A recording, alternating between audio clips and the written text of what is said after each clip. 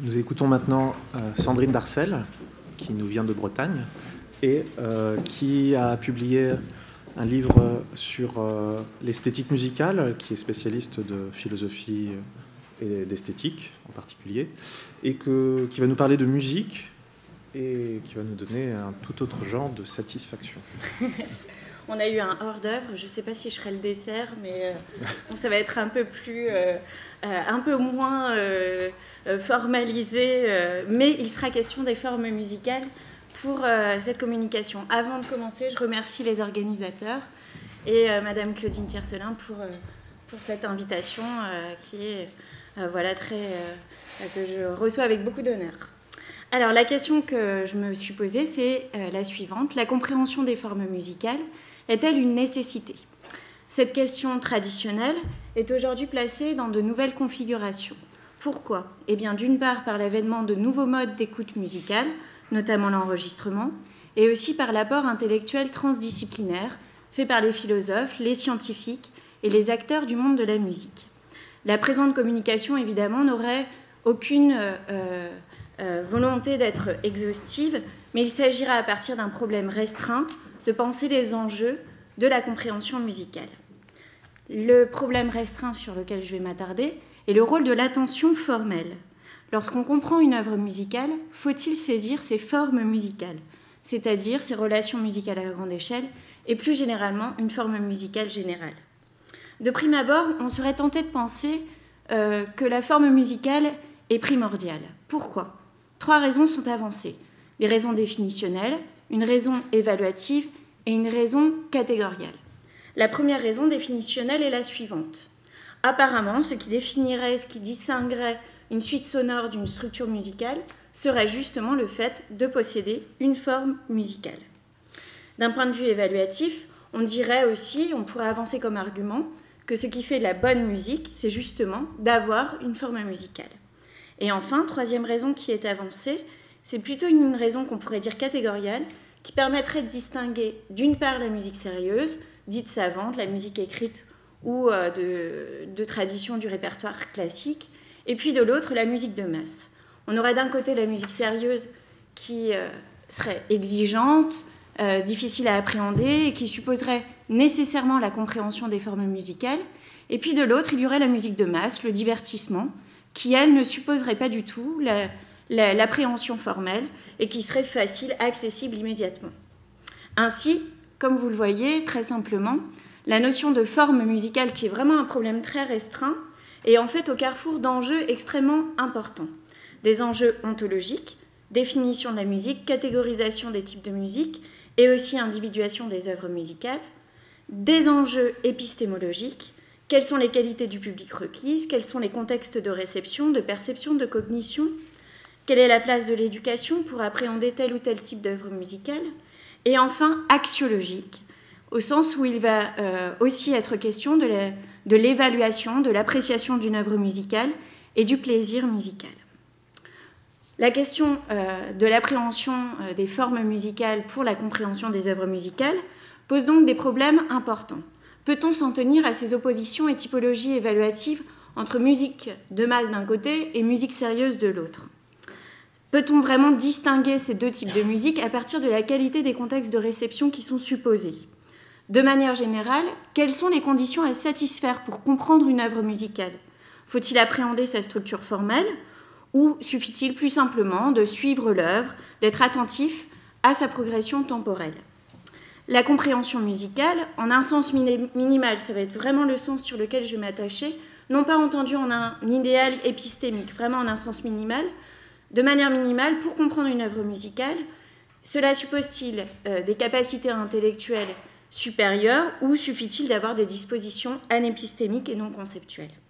Ainsi, le problème est de déterminer le rôle épistémique de l'attention portée sur les formes musicales, les relations à grande échelle, le principe de progression musicale et aussi les modèles musicaux utilisés qui peuvent être standards ou pas. En réponse à ce problème, souvent la compréhension musicale est tiraillée entre 2 grandes conceptions très simples.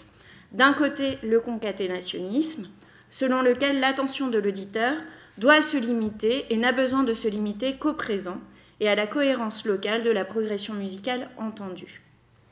De l'autre, la conception architectoniste, qui souligne à l'inverse le rôle essentiel pour la compréhension musicale de l'appréhension formelle et de la perception synoptique de l'architecture globale d'une œuvre. L'objectif sera ici d'examiner cette tension théorique entre architectonisme et concaténationnisme et de réfléchir quant aux enjeux épistémologiques, ontologiques et axiologiques de la question. Alors le plus souvent, comme vous vous en doutez avec cette introduction, l'échiquier épistémologique se situe du côté d'une conception architectoniste qui donne la prépondérance à l'attention formelle. S'il y a débat, rupture par rapport à la finesse et à la conceptualisation, à la nécessité de recourir à des capacités descriptives, en général, on s'accorde sur le fait que pour dire qu'un auditeur comprend une œuvre musicale, il doit saisir sa structure générale, le fait que ce soit une chanson, une sonate, une gigue, une passacaille, une chaconne, et des relations musicales importantes, par exemple, on pourrait penser au changement de tonalité, aux variations rythmiques, le fait qu'il y ait une reprise, un refrain, etc. À tout le moins, on considère en général que pour comprendre une œuvre musicale, il faut saisir l'œuvre musicale comme un tout, dans son unité et du point de vue de l'ensemble. Ainsi, cette conception jouit d'une popularité importante. Simplement, chez les théoriciens de la musique, on peut penser à Pierre Schaeffer, qui insiste sur le fait que la musique est une architecture qui parle. Et puis aussi chez les philosophes, on peut évidemment penser à Edward Hanslick, qui s'oppose à la perspective sentimentaliste et qui, je cite, dit « La forme, par opposition au sentiment, est le vrai contenu, le vrai fond de la musique. Elle est la musique même. » Le but de la conception concaténationniste est de renverser cette conception traditionnelle de la compréhension musicale et de montrer que l'appréhension formelle est simplement un ingrédient secondaire, voire marginal, voire néfaste pour certains, pour la réussite de l'expérience musicale.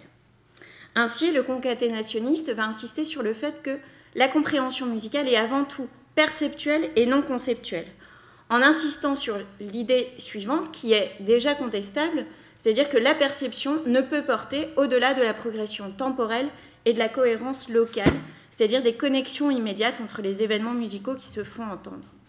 Ainsi, suivant la conception concaténationniste, la saisie formelle joue un rôle mineur du point de vue épistémologique et axiologique, c'est-à-dire pour la connaissance et pour l'évaluation, et la forme musicale n'est qu'un objet secondaire de la compréhension musicale. À partir de là, la conception concaténationniste va considérer que cette spécificité psychologique, elle caractérise en fait l'ensemble des conditions psychologiques de la réception musicale. C'est-à-dire que quel que soit le type d'œuvre musicale, quelle que soit sa complexité, quelle que soit son extension, et donc quel que soit son répertoire, qu'il réfère ou pas au répertoire classique ou au divertissement international, eh bien, cela caractérise la compréhension musicale, c'est-à-dire le fait qu'il faille simplement, pour comprendre une œuvre musicale, suivre sa progression, être absorbé par le présent musical et préférer plutôt qu'une perspective synoptique, une approche synthétique limitée. Ça permettrait par contre, suivant le concaténationniste, de distinguer d'un côté les arts temporels et de l'autre les arts non temporels, tels par exemple la peinture, l'architecture ou la photographie, qui, eux, seraient des arts qui nécessiteraient nécessairement l'appréhension formelle, à la différence des arts temporels. Gerald Levinson, dans Music in the Moment, défend cette thèse, et il va insister en fait tout le long de son ouvrage sur la facilité, l'accessibilité de la compréhension musicale. Ainsi, il montre que la compréhension est selon lui une activité basique, c'est-à-dire simple et rapide. Autrement dit, comprendre la musique, c'est la saisir sur le vif, ne pas avoir besoin d'avoir un tracé général préalable, mais simplement être engagé dans ce qu'il appelle le quasi-présent, c'est-à-dire la succession des événements musicaux et leur connexion immédiate. L'auditeur qui ne comprend pas, selon le concaténationniste, pourrait être comparé en fait à quelqu'un qui écoute de la musique à l'aveugle sans bâton. Et pour le concaténationniste, le bâton, c'est simplement la familiarisation avec un style, familiarisation très réduite, et l'écoute réitérée, ici très réduite aussi, 1 à 2 écoutes répétées. Le raisonnement concaténationniste est le suivant. Première prémisse, une œuvre musicale est faite pour être perçue. et la compréhension musicale relève essentiellement de la perception. Or, au sens strict, deuxième prémisse, on entend seulement les moments musicaux possédant une unité très circonscrite du point de vue temporel. Conclusion du concaténationniste, l'attention portée sur l'organisation musicale locale suffit pour percevoir une œuvre musicale avec compréhension. Ce qui garantit la compréhension musicale pour le concaténationniste, c'est la quasi-écoute, la perception actuelle, le souvenir vif de ce qui vient juste de précéder et l'anticipation vive de ce qui va immédiatement suivre le présent musical. La quasi-écoute dépasse la temporalité, dépasse en fait l'instant entendu, mais par contre, sa portée est extrêmement faible et elle est considérée être un phénomène automatique, non réfléchi et inconscient. Par exemple, on pourrait citer la symphonie en ré mineur de César Franck. Il suffirait, pour appréhender cette symphonie qui est extrêmement longue et complexe, de suivre la progression en temps réel, de quasi-écouter les moments musicaux ayant une unité minimale, d'être sensible aux connexions immédiates, de saisir les qualités émotionnelles présentes, de faire une petite synthèse du moment qui vient juste d'être entendu et d'anticiper le moment à venir, et aussi d'être capable éventuellement de fredonner, de siffler, de chanter ce qui est la mélodie qui vient juste d'être entendue. Par contre, la compréhension de la symphonie de César ne nécessiterait pas la connaissance des relations à grande échelle, par exemple les changements de tonalité très importants. Ça ne nécessiterait aucune comparaison explicite des identités et des différences thématiques ou rythmiques. Ça n'impliquerait aucune mémorisation de passages musicaux, ni de saisir de manière conceptuelle la forme générale de l'œuvre symphonique. Ainsi, la compréhension musicale serait basique, perceptuelle et n'impliquerait aucune connaissance intellectuelle. Cette hypothèse concaténationniste peut donc être distinguée de deux grandes hypothèses. L'hypothèse architectoniste que j'ai présentée juste avant, et puis l'hypothèse événementielle qui, elle, circonscrit la compréhension musicale au présent. Ici, l'hypothèse concaténationniste est un petit peu plus généreuse, c'est-à-dire qu'elle considère que la compréhension musicale porte sur le comprésent et pas simplement sur le présent musical. Les arguments avancés sont les suivants. D'une part, l'attention architecturale permet seulement de comprendre le fonctionnement de l'œuvre et non l'œuvre en tant que telle. Elle ne permettrait pas non plus de saisir l'identité de l'œuvre musicale. Il n'y aurait pas non plus coïncidence, autre argument avancé, entre la capacité à saisir la forme et à appréhender la forme musicale avec l'expérience musicale avec compréhension. Cette capacité serait une capacité intellectuelle secondaire qui pourrait même avoir des effets négatifs au sens où elle viendrait perturber l'attention vive et l'absorption par le présent musical. Autre argument qui est avancé, c'est l'idée selon laquelle cette capacité importe davantage pour la production, en ce sens la composition et l'interprétation performative des musiciens, et non pas pour la réception musicale, c'est-à-dire du côté de l'auditeur. Et enfin, dernier argument qui est avancé par le concaténationniste, il s'agirait de dire que la saisie formelle, quelle qu'elle soit, n'a qu'une valeur instrumentale en tant qu'aide occasionnelle, auxiliaire, ponctuelle, relative et très modérée, et non une valeur en soi, au sens où l'essence de l'expérience musicale avec compréhension serait justement non pas intellectuelle, mais perceptuelle. Trois conséquences, à partir de cette hypothèse concaténationniste, sont impliquées. Première conséquence, évidemment, le statut de l'analyse formelle qui est extraordinairement affaibli. La compréhension musicale est basique, infraconceptuelle, au sens où la perception prime. Encore faut-il accepter une conception anépistémique de la perception, ce qui est présupposé. La deuxième conséquence, c'est la distinction catégoriale qui est faite entre l'art temporel, les arts temporels et les arts non temporels. Les arts non temporels sont considérés comme étant de nature formelle et spatialisée, telle l'architecture, et supposeraient la perception du tout, ou en tout cas la perception de l'unité d'ensemble. A l'inverse, il y aurait de l'autre côté les arts dits temporels, qualitatifs et événementiels, comme la musique, qui rendraient impossible toute perception globale.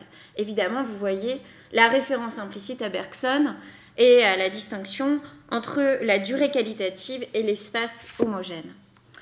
En accordant, suivant le concaténationniste, un rôle trop important à l'attention formelle, eh bien, cela conduirait à modifier la nature substantielle de l'art temporel qu'est la musique et à transformer notre rapport premier avec elle, c'est-à-dire à passer d'un rapport temporel et auditif à un rapport visuel, et donc à spatialiser la musique au profit des formes musicales. Troisième conséquence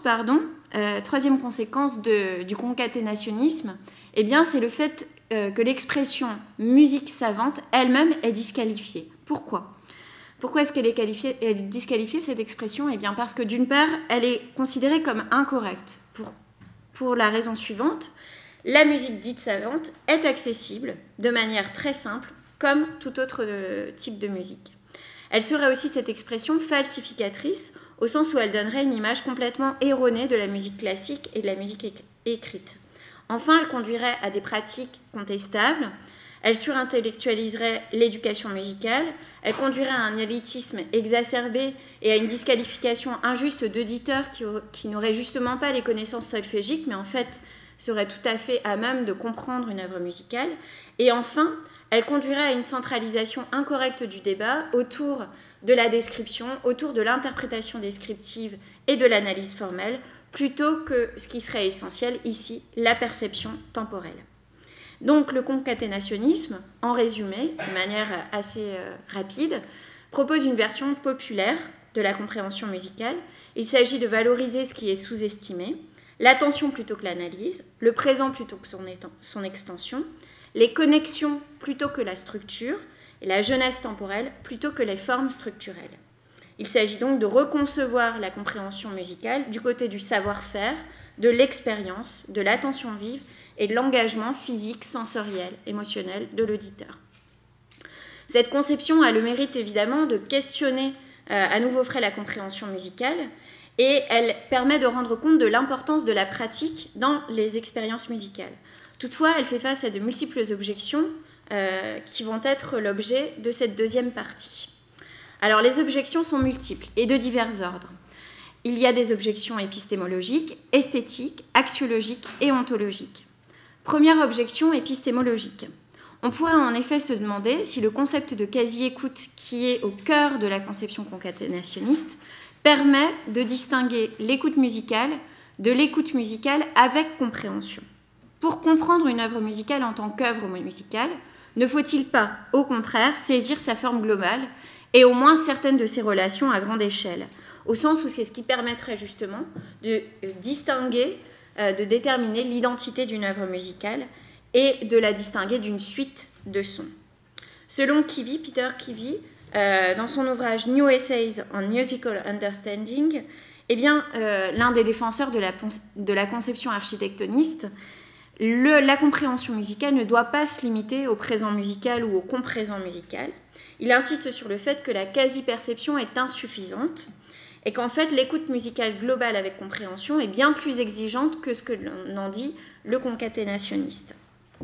Il importe selon lui de différencier les motifs importants, de reconnaître et d'anticiper les répétitions thématiques, de percevoir les variations rythmiques, d'entendre les changements de tonalité. L'objection architectoniste a pour spécificité d'indiquer que cette écoute musicale qui porte sur les relations à grande échelle et sur la forme n'implique pas l'idée contradictoire d'une écoute atemporelle de l'œuvre musicale temporelle. Cette perception synoptique est possible suivant l'architectoniste et se distingue d'ailleurs de la connaissance formelle, la connaissance de la forme propositionnelle et articulée de cette structure générale. Ainsi, la conception architectoniste, comme objection épistémologique, s'articule autour de trois propositions. D'une part, la compréhension musicale est de nature perceptuelle. Il n'y a qu'une différence de degré entre la saisie structurelle formelle et l'attention vive de l'écoute musicale. D'autre part, l'écoute architectonique, elle est possible. L'écoute synoptique est possible. Il est possible d'entendre la forme musicale, il est possible d'entendre les relations à grande échelle. Et enfin, cette écoute synoptique est nécessaire au sens où elle contribue, non pas de manière suffisante, mais en tout cas est un ingrédient nécessaire et non pas marginal de la compréhension de l'œuvre. La conception concaténationniste répond à cette objection de la manière suivante, c'est-à-dire qu'elle conteste les deux dernières propositions, en insistant sur le fait qu'il y a une différence de nature entre le fait de saisir la forme musicale et quasi écouter les connexions immédiates des événements musicaux. Ainsi, puisqu'il y a une différence de nature et non une différence de degré, et pour sauver le caractère perceptuel de la compréhension musicale, il faut abandonner, comme ingrédient nécessaire, la saisie formelle. Pour le concaténationniste, il suffirait, à l'écoute du prélude de Carmen, de Bizet, de suivre sa progression musicale. Il n'importerait pas de réfléchir sur la structure musicale du rondo qui constitue Carmen. Il n'impliquerait pas non plus, pour saisir Roméo et Juliette de Tchaïkovski, d'appréhender les transitions musicales qui sont extrêmement puissantes. On n'aurait pas besoin non plus, en écoutant Septembre de Barbara, de saisir la forme couplet-refrain, ni d'identifier les changements de tonalité.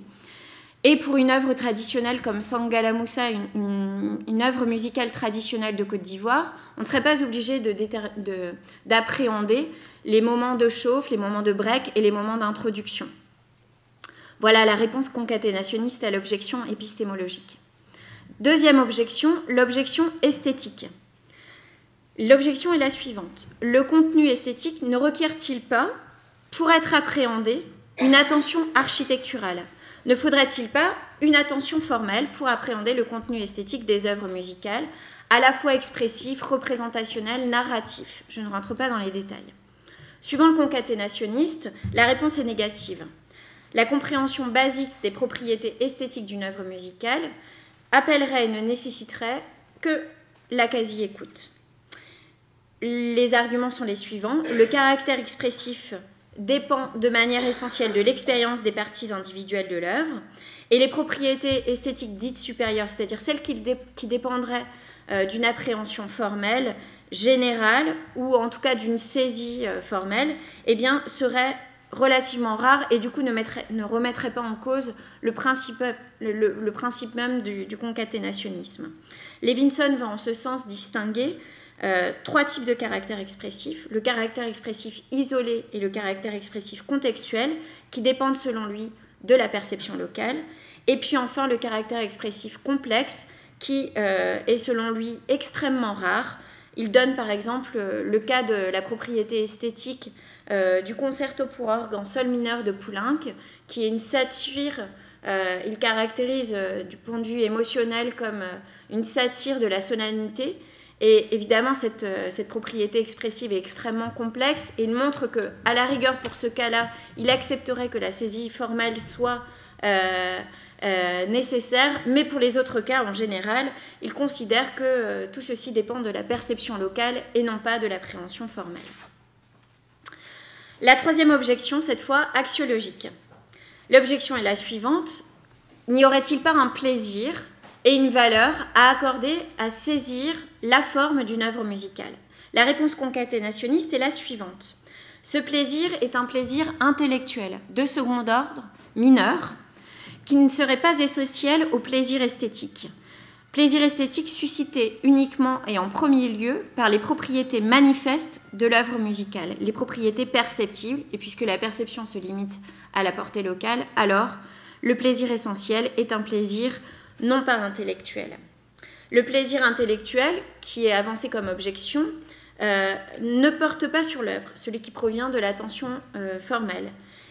Cela suppose, vous voyez, cela présuppose ici évidemment la distinction entre forme et œuvre musicale, ce qui ne va pas du tout de soi. L'idée aussi qui est avancée par le concaténationniste, c'est de considérer que ce plaisir intellectuel est plus faible et qu'il peut même parasiter, voire menacer le plaisir essentiel qui est relatif et qui a trait, qui dépend des propriétés perceptibles manifestes. L'argumentation concaténationniste est la suivante. La valeur d'une œuvre musicale correspond à la valeur totale de l'expérience musicale réussie, c'est-à-dire ce qu'on pourrait appeler son bénéfice expérimental. Or, l'expérience musicale a pour essence d'être continue, progressive, et non pas spatiale ou architectonique. Donc, la valeur totale de l'expérience musicale réussie correspond à la somme des expériences individuelles relationnelles. Le présupposé, vous voyez ici du raisonnement, est un présupposé empiriste du point de vue esthétique. Si l'on suit l'argumentation concaténationniste, cela voudrait dire que l'expérience prime sur les propriétés de l'œuvre. Et donc, puisque la priorité est donnée au potentiel qu'ont les œuvres musicales de susciter certaines expériences intrinsèquement appréciatives, et que l'autre présupposé, on suppose que les traits formels ne font justement pas partie de ces propriétés perceptibles et manifestes, alors, eh bien, l'évaluation et la valeur esthétique de l'œuvre musicale ne dépend pas ni de la saisie formelle, ni des propriétés formelles de l'œuvre, si elle en a. Ainsi, la réponse concaténationniste à l'objection axiologique, eh bien, serait de dire que finalement, les propriétés structurales ou formelles d'une œuvre, les accomplissements formels qu'on pourrait voir dans telle ou telle œuvre, considérée par l'analyse, eh bien, n'ont pas de valeur esthétique en soi, mais seulement par leur capacité à se faire entendre. Et puisqu'elles peuvent se faire entendre simplement par une perception locale, alors le concaténationniste en déduit que ce plaisir distinct n'est pas le plaisir essentiel de l'expérience musicale. Dernière objection, l'objection ontologique. Cette objection, elle porte sur la nature de l'œuvre musicale et met en évidence deux problèmes qu'on peut distinguer mais qui sont fondamentaux. Premier problème, lorsqu'on dit d'une œuvre musicale qu'elle possède une structure sonore et musicale, à quoi s'engage-t-on du point de vue ontologique? Deuxième problème, de quoi dépendent ontologiquement les propriétés esthétiques quant à leur réalisation? Le premier problème, celui de la structure sonore. En effet, si l'on travaille sur les présupposés ontologiques du concaténationnisme, eh bien, il faudrait en déduire que le concaténationnisme conduit à l'idée selon laquelle il n'y a pas de forme musicale générale au-delà des éléments formant une unité. Ainsi, il n'y aurait pas de forme musicale réelle comme un tout, mais ça serait seulement la somme des unités les plus petites. Comme l'indique Peter Coase dans son article Structure, qu'on peut trouver dans l'ouvrage dirigé par Kim et Sosa, A Companion to Metaphysics, eh bien, on peut faire une distinction entre la structure et le système. La structure, du point de vue métaphysique, est un ensemble de relations. Le système, lui, est un ensemble d'éléments. Ainsi, du point de vue concaténationniste, parler de structure musicale à propos de l'identité d'une œuvre musicale ne peut pas s'entendre au sens strict, puisque ce sont les éléments qui priment et déterminent ce qu'est l'œuvre. Par ailleurs, le concaténationnisme suppose de distinguer la forme de la structure. La forme est l'aspect extérieur de l'œuvre musicale, abstrait de l'œuvre, et la structure est un ensemble de relations qui seraient internes à l'œuvre. Ainsi, suivant le concaténationniste, eh bien, les formes musicales, telles la forme sonate, ne constitueraient pas en tant que telles des structures. Autre question ontologique, le statut des propriétés esthétiques. Alors évidemment, ces deux problèmes que je soulève sont extrêmement complexes, simplement sont des objections qui sont importantes. L'objection est la suivante. La conception concaténationniste ne conduit-elle pas à nier et à perdre la réalité des propriétés esthétiques, au sens où elle les réduirait finalement à des propriétés locales? Ne faudrait-il pas, pour conserver la réalité des propriétés esthétiques, dire qu'elles surviennent de manière globale sur l'ensemble des propriétés de base de l'œuvre, et notamment ses propriétés structurelles? La réponse concaténationniste, très rapidement, est la suivante. Il s'agit de dire qu'en fait, les propriétés esthétiques dépendent causalement et ontologiquement des relations à grande échelle, mais du point de vue épistémologique, elles dépendent et sont perceptibles localement. Et donc, c'est la réponse qui est avancée par le concaténationniste. De manière générale, le bilan est le suivant. Le bilan de cette tension théorique entre architectonisme et concaténationnisme. La compréhension formelle, suivant le concaténationniste, apporte une connaissance d'un autre ordre, intellectuel, ayant un autre objet, non pas l'œuvre musicale, mais la composition et le fonctionnement de l'œuvre. Privilégier l'attention formelle, ce serait manquer de manière substantielle le cœur de l'expérience musicale réussie. Elle apporterait aussi un plaisir d'un autre ordre, qui ne serait pas l'essence de la valeur et de l'évaluation musicale. Enfin, porter son attention sur l'analyse formelle et sur la saisie des formes musicales, cela conduirait à surintellectualiser l'expérience musicale. A l'inverse, l'hypothèse architectoniste suppose que attention formelle et perception de la progression musicale s'impliquent l'une l'autre, que ce sont deux ingrédients nécessaires, deux conditions nécessaires, pas forcément suffisantes suivant les défenseurs de l'hypothèse architectoniste, mais en tout cas deux ingrédients nécessaires. Le plaisir engendré serait augmenté par l'attention formelle et il serait diminué si l'une des deux conditions venait à manquer. Dernier élément important pour l'hypothèse architectoniste, il s'agit d'insister sur le fait que l'attention formelle est bien de nature perceptuelle et non pas intellectuelle. Ainsi, les deux conceptions que je viens juste d'esquisser s'opposent sur deux éléments cruciaux, la portée de la perception musicale et l'objet de la compréhension musicale. Mais pour autant, on peut remarquer qu'elles ont un point commun, lequel, eh bien, c'est la nature perceptuelle de la compréhension musicale. Pour l'architectonisme comme pour le concaténationnisme, la compréhension musicale est considérée de manière essentielle comme une expérience perceptuelle. Ça sera l'objet de ma dernière partie. Il me semble qu'on pourrait proposer une nouvelle approche. Ne faudrait-il pas en effet envisager comme une activité cognitive qui mobilise notamment la perception, l'ensemble de la compréhension musicale? Ainsi, de manière fondamentale, les conceptions architectonistes et concaténationnistes ne conduisent-elles pas en fait à insister sur une dichotomie entre sensation et pensée, et par là à tendre à une fragmentation de dispositions qui sont unifiées et nécessaires pour la compréhension musicale? Il s'agira donc dans cette dernière partie de contester l'idée commune partagée par ces deux hypothèses concaténationnistes et architectonistes, celle selon laquelle la compréhension musicale est de manière essentielle perceptuelle, en reconcevant par là même la saisie formelle et son rôle épistémique.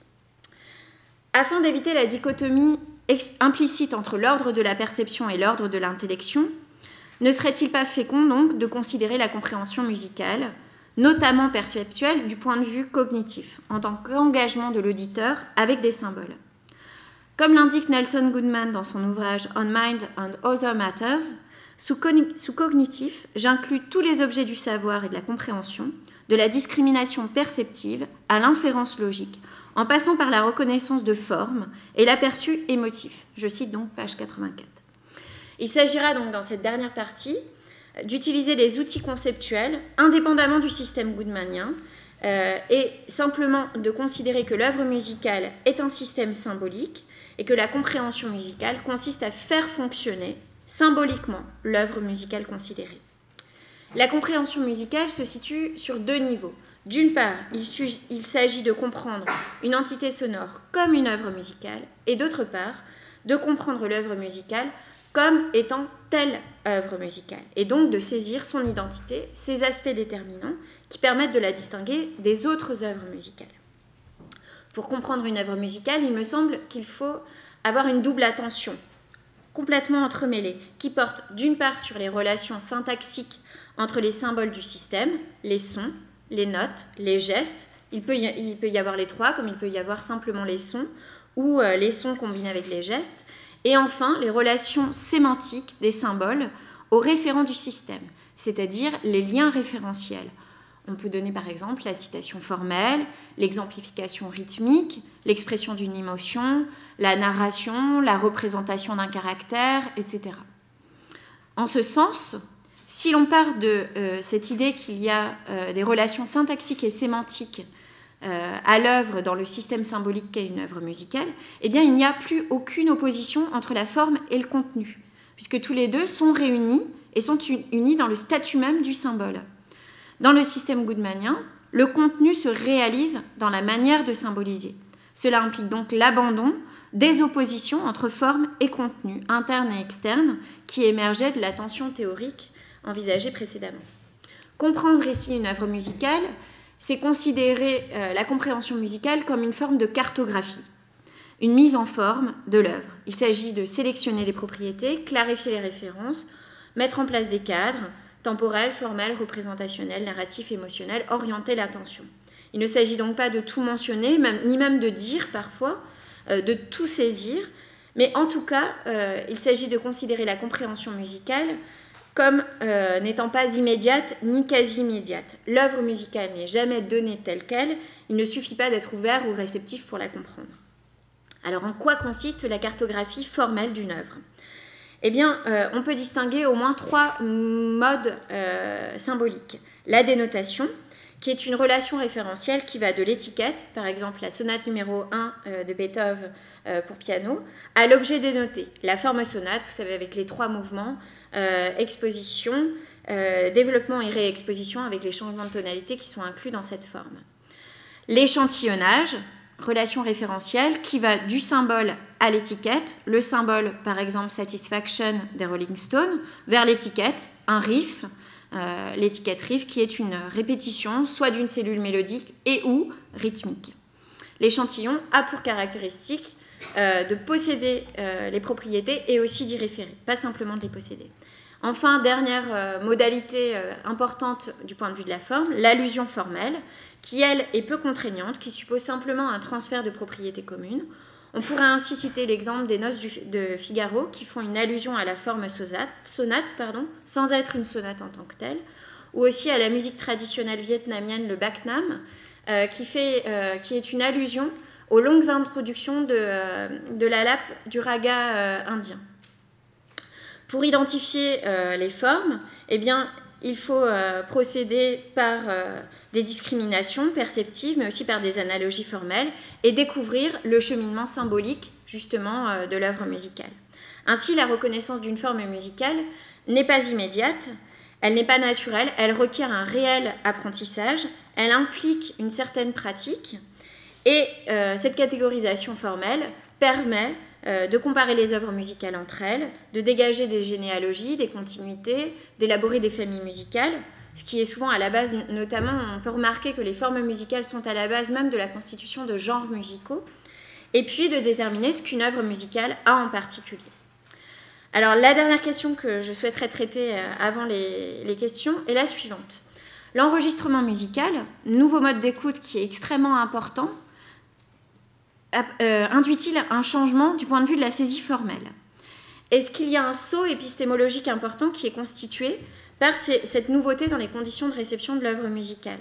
On peut en effet reconnaître qu'il y a un saut ontologique, une différence ontologique très forte entre la musique en direct, celle qui se fait entendre directement, et puis la musique enregistrée. Mais l'enregistrement musical modifie-t-il notre appréhension des formes musicales? Alors tout d'abord, quelles sont les modifications importantes qu'on peut noter avec l'enregistrement musical? Quelles sont les modalités différentes? Premièrement, l'auditeur, on peut remarquer que l'auditeur avec l'enregistrement musical est plus actif. En tout cas, ça lui permet d'être plus actif.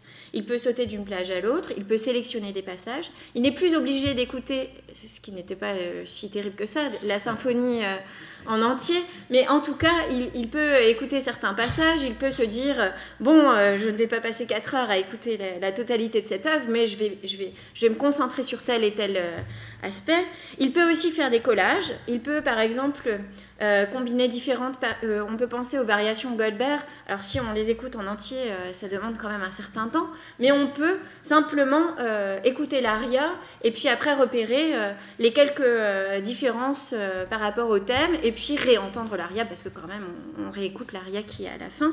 Mais voilà, il est possible avec l'enregistrement d'être extrêmement actif.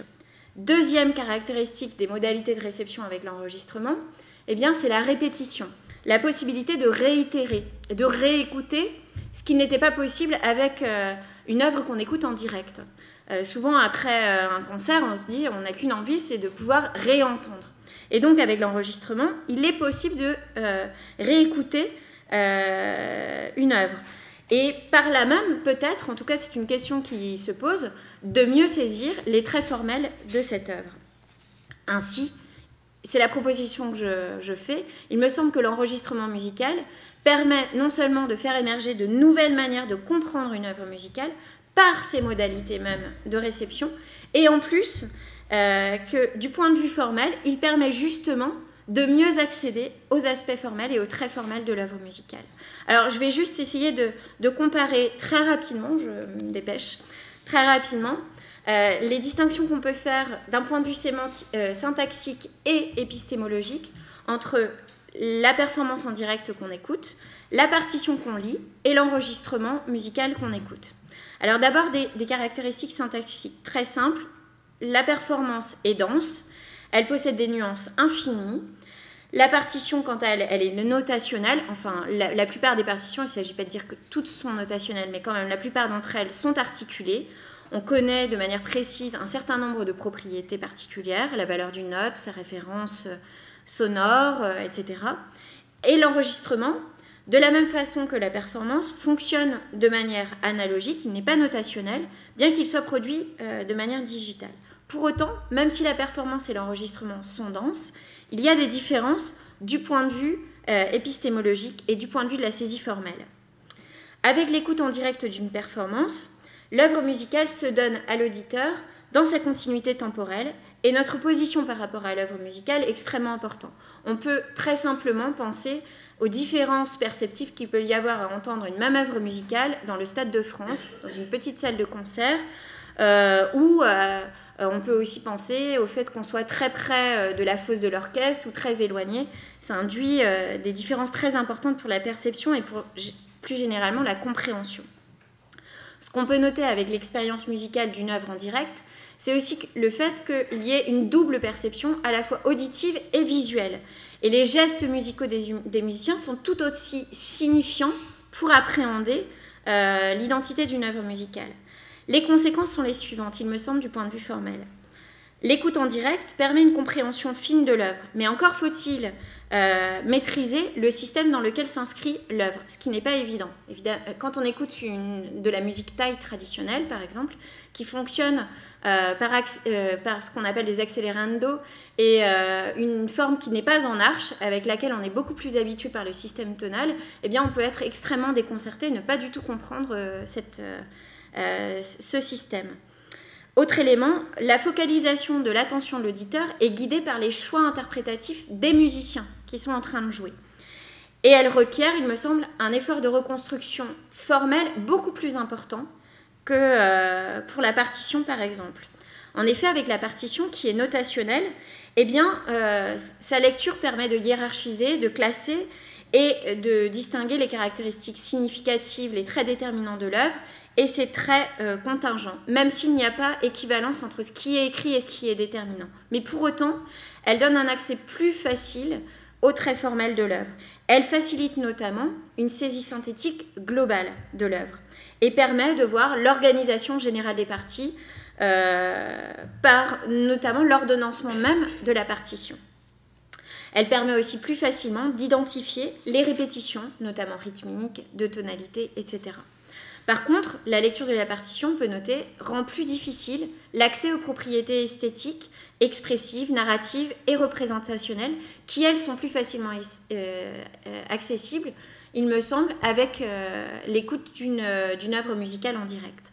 Enfin, l'enregistrement donne accès à l'œuvre, soit dans sa continuité, soit de manière fragmentée. Les conséquences, il me semble, sont les suivantes.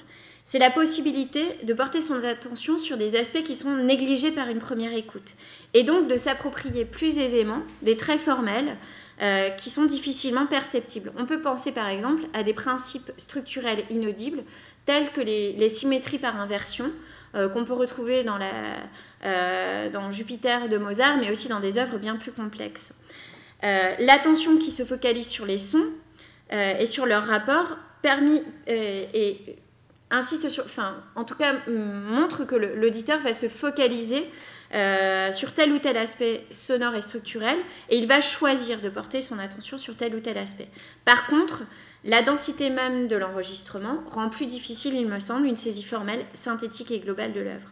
Ainsi, les trois modes d'appréhension que je viens d'esquisser, partition, enregistrement et écoute en direct, permettent d'avoir, il me semble, accès à l'œuvre. Ils ont chacun des facilités et des difficultés. Les objections contre l'enregistrement musical seraient les suivantes. Il s'agirait de dire que l'enregistrement musical conduirait à une fragmentation de l'œuvre et ça ne permettrait pas de rendre compte de sa nature temporelle. Ça conduirait aussi à une spatialisation de la musique et ça conduirait aussi comme pratique à négliger la progression temporelle de l'œuvre. Et enfin, cela conduirait à un déficit expérientiel au sens où on perdrait avec l'enregistrement musical la valeur intrinsèque même de la musique au profit de valeurs extérieures, extrinsèques, cognitives, morales, etc. Il me semble que l'enregistrement musical ne peut pas être banni de cette façon. Il devient en effet un outil spécifique et non négligeable pour comprendre une œuvre musicale et ses formes. Il permet de séparer et de réunir. Il permet de pondérer, c'est-à-dire de mettre l'accent sur. Il permet de supplémenter en réécoutant et en écoutant des reprises, des variations, etc. Il permet même de déformer avec les collages et de changer, de remettre en forme l'œuvre et par là même de s'approprier l'œuvre musicale. Il me semble donc qu'on ne peut pas, par le biais même de la saisie formelle, réduire l'enregistrement musical à un outil tout à fait négligeable. Il me semble qu'il apporte véritablement une nouvelle manière de comprendre une œuvre musicale et c'est très formel. Enfin, pour répondre à la dernière objection axiologique, il me semble que l'idée selon laquelle on aurait un déficit expérientiel avec l'enregistrement musical repose sur le présupposé empiriste que j'avais préalablement esquissé tout à l'heure. Si, à l'inverse, on suppose que ce sont les propriétés de l'œuvre qui prédominent et non pas simplement le potentiel expérientiel de l'œuvre musicale, eh bien, alors, les propriétés, même si elles ne sont pas directement accessibles à la perception immédiate, deviennent, elles aussi, le fondement d'une évaluation. En conclusion, cette question apparemment très simple, apparemment très restreinte, la compréhension des formes musicales est-elle absolument nécessaire pour comprendre une œuvre musicale? Elle a des enjeux extrêmement complexes sur la nature de la compréhension musicale, sur le statut de la perception, sur l'objet de l'attention musicale, sur le principe du plaisir musical et sur le statut ontologique d'une œuvre musicale et des arts temporels en général. Elle permet par cette analyse d'appréhender la diversité des conditions de réception des œuvres musicales, mais aussi c'est un tremplin, il me semble, pour penser le rapport entre œuvres musicales comme art temporel et les autres formes artistiques. Enfin, il me semble que la philosophie de la musique, j'espère l'avoir montré, loin d'être secondaire ou marginale, est en fait essentielle pour la philosophie. Elle permet d'éclairer ou en tout cas d'informer, de reprendre des problématiques traditionnelles philosophiques, ici la compréhension et la perception. Elle permet notamment ici d'interroger le lien entre perception et cognition. Et enfin, elle assure un dialogue fructueux entre philosophie et science. Voilà, je vous remercie.